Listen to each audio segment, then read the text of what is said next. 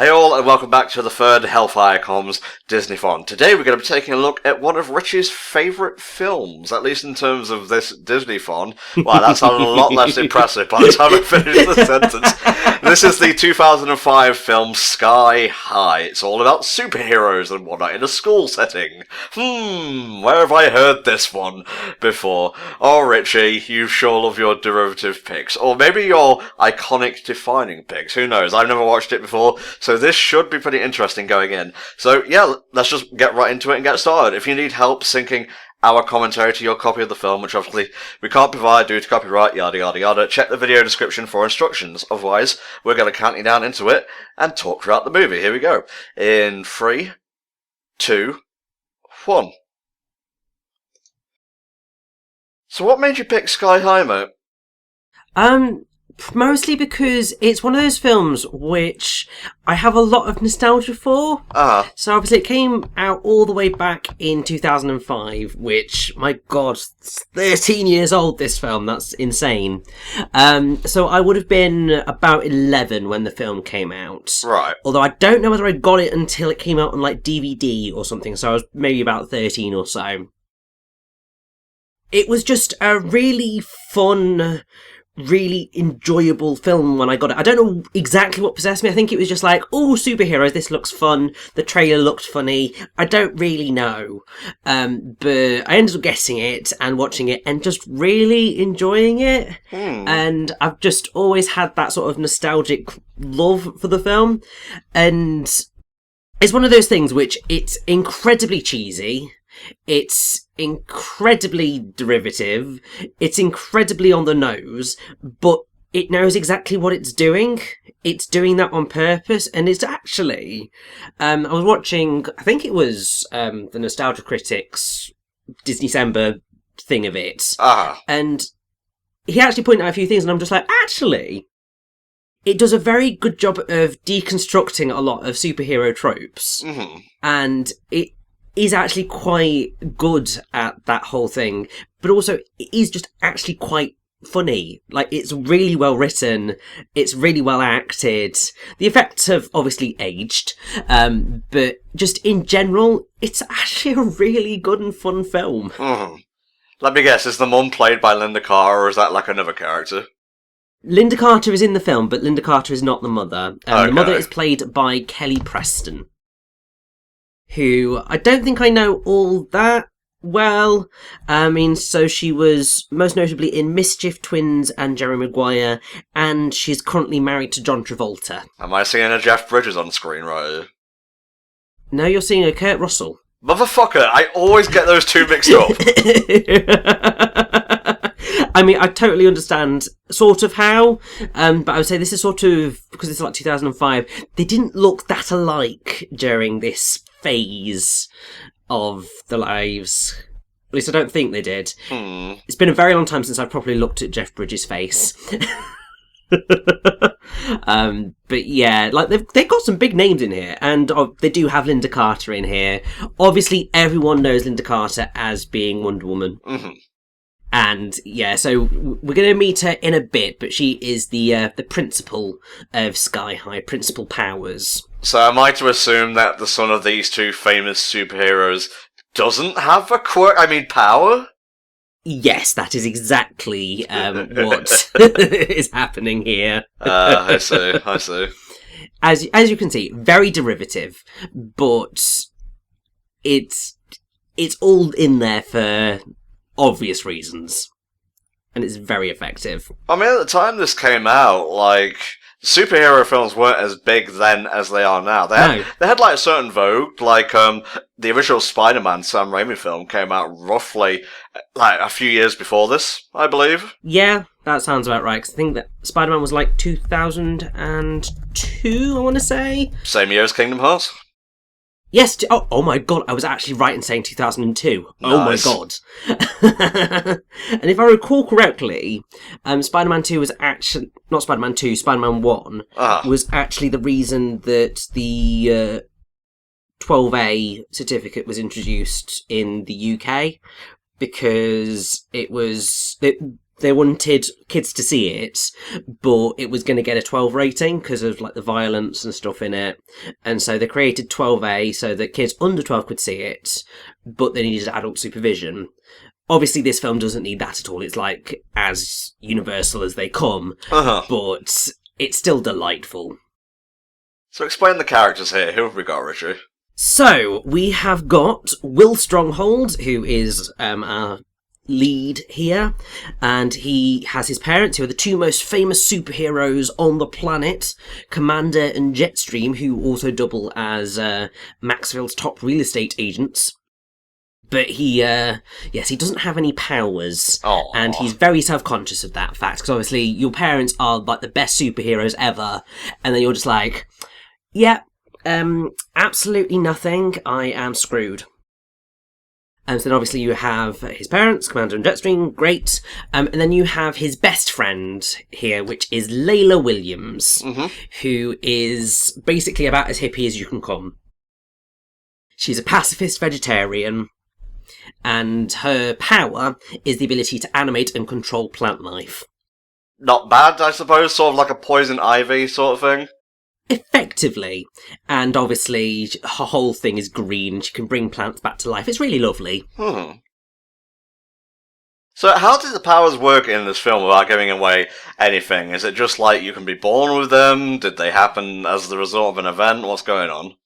So, actually, it is a mixture. So it's something that is going to get explained later on in the film, because obviously they're going to go to Sky High, which is a high school exclusively for teenagers with superpowers.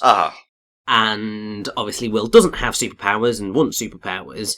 And basically the explanation is that there are cases where somebody's born with powers. There's a case where somebody's like parent is a superhero and then gives birth to them and they have powers. You can fall into a vat of toxic waste and come out with powers. Hopefully. It's a whole, hopefully not die, but it can be. But there are other things, but that's sort of the general thing. You're either born with them or cursed with them, effectively, to use the Elsa methodology. I'm getting a little bit of a Dr. Horrible vibe from the whole thing. Yeah, it's one of those very self-aware films, and it's got a slight cheap cartooniness to it. Yeah. But I think it just adds to the fun. I was actually looking at the creators behind Sky High. Oh my god, I have to say, just to pause a second, bus driver Ron Wilson is like a highlight of this film. He's amazing. You will fall in love with this man. He's great. But yeah, the creators of Sky High. So it's directed by Mike Mitchell, who I'm a bit like, is maybe not the best in terms of his output. Because in terms of directing, his other films are Shrek Forever After, which admittedly was better than Shrek the Third. Well, not really a hard thing to do. Not a hard thing to do. But then he's been the director on Alvin and the Chipmunks Chipwrecked, the SpongeBob movie Sponge Out of Water, I think for the live action sequences, Trolls, and then he is a director on the Lego Movie 2, the second part. Nice. Other than perhaps the Lego Movie 2, which obviously hasn't come out yet, he's not necessarily had the best run in terms of quality of films, and I was a bit like, But then I looked at the writers, and I don't know who, I can't get any information on one of them, which is Paul Hernandez, but the two others are Mark McCorkle and Bob Schooley, and those two names should sound somewhat, well, potentially sound somewhat familiar, because they are the creators of Kim Possible. Oh, yes, one of my favourite Disney Channel cartoons. I know, and so they worked as creators, producers, writers on Kim Possible stuff. Mark McCorkle also wrote the script for The Return of Jafar and wrote Aladdin and the King of Thieves. Okay, King of Thieves I like, Return of Jafar not so much. Yeah, he also wrote Lion King 2 Simba's Pride. Yes. So he's got a pretty decent list of things as a writer and so on and so forth. And Bob Schooley worked on pretty much all the same stuff. So they seem like collaborators frequently, which is quite delightful. And I think it's the Kim Possible thing where I'm a bit like, okay, that I think explains why I do actually really like Sky High. Yeah. Because it sort of feels like Kim Possible, and Kim Possible was excellent. It had a very cheeky sense of energy to it, did the Kim Possible show. Exactly, and you can feel that same cheeky energy right here. I gotta say, these effects aren't bad for 2005. Yeah, they're not horrendous, but you can tell that they have aged, but it's still pretty decent for 2005, yeah. Was there any reason to have Sky High literally be in the sky? No, other than the fact of it's a superhero school, so you mean obviously they've got to keep it hidden so that you don't end up with the situation of superheroes being found out when they're kids and don't have their alternate identities. Well, didn't, he get on the bus and the bus driver knew he was the son of a superhero? Well, yes, but he's the Sky High bus driver, so he knows who he's picking up. Fair enough, mate.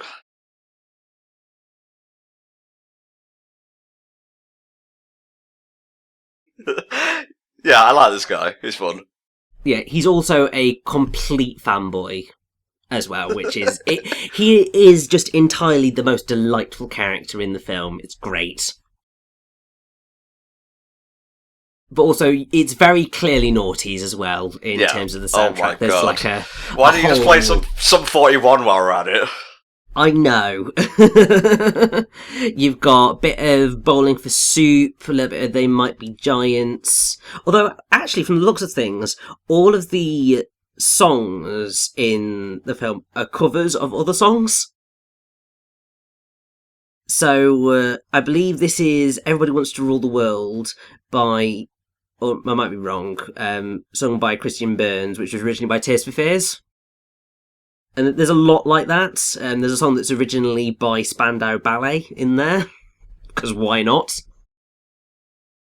They're not waiting very long to flex the powers and special effects in the movie, are they? Of course not. And also, it's because they've got a lot of characters to introduce, because even though, obviously, Will is our lead character, you've got quite an ensemble cast. Not in terms of the celebrity, although, obviously, you've got Mary Elizabeth Winstead here as, I can't remember what her name is right now. Ramona? Well, yeah, let's just call her Ramona for now. Yeah, she was Ramona Flowers in the Scott Pilgrim movie. Yes. And she was excellent in that. Always a good thing. Yeah, because I think that'd be slightly concerning, just to go and then just go, oh crap, I'm dead. So yeah, go back to explain this girl character.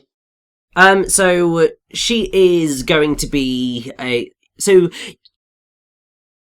I suppose I should probably begin with there is going to be a little bit of an obvious love triangle here, because you've got Layla, who is Will's best friend, and who also clearly has a bit of a crush on him. Yeah, don't think I didn't see that Wonder Woman spin down into reality, by the way. I know, there's our good old Linda Carter being amazing. But yes, Ramona Flowers is also going to be a potential love interest in the film for Will. And so you're going to get a little bit of love triangle stuff going on.